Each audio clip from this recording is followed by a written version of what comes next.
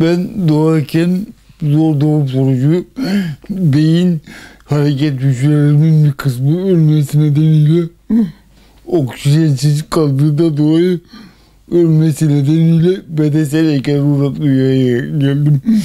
Ama hayata bakış açım her zaman için pozitif.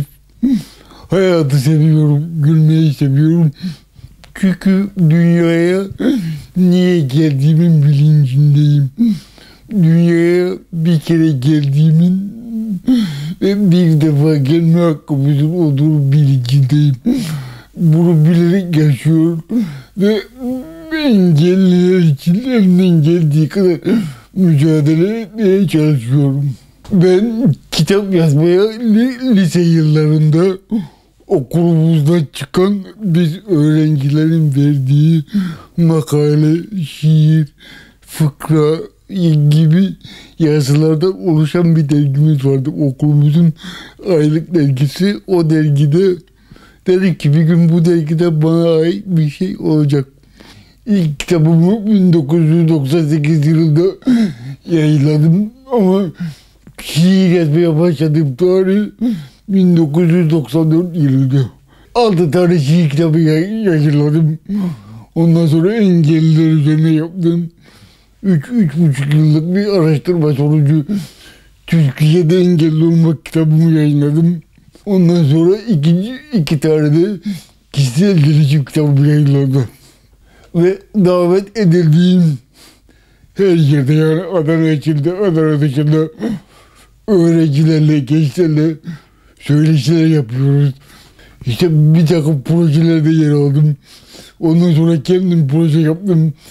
Camilerde engelsiz atlet koltuğu ve burada Çukurova ilçemizle işbirliği yaparak şu anda Çukurova camilerimizde yaklaşık 20 tane camide benim projelerim yer aldı.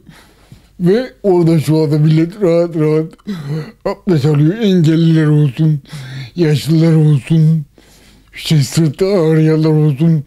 Orada rahat bir abdest alıyorlar. Ve onların duaları da bana yetiyor. Toplum engelliye nasıl bakıyor? Ya bu adam engelli, bir şey yapamaz, bir şey yapamaz gibi bakıyor. Halbuki fırsat vermiyorlar. Benim yaptığım araştırmalarda da zaten engelli birey diye bir kavram yok. Ne var? Engellenen birey var. Birçok genç görüyorum, hayata boş vermiş. Hayattan bıkmış, usanmış. Onlara bir örnek olmak istiyorum. Yani ben bunları başarabiliyorsam sizden niye başaramayasınız gibisinden onlara bir motive etmek istiyorum. Motivasyon olarak kendimi rol model olarak görüyorum. Alper lisedeyken okulda şiir yazmaya başlamış. Okulun duvar gazetesi olur biliyorsunuz. O duvar gazetesinde şiirleri hep yayınlanınca Alper böyle şiire merak sarmış. Ben de baktım güzel şiirler yazıyor. Bayağı bir şiir yazdıktan sonra bunları kitap haline getirdim ben.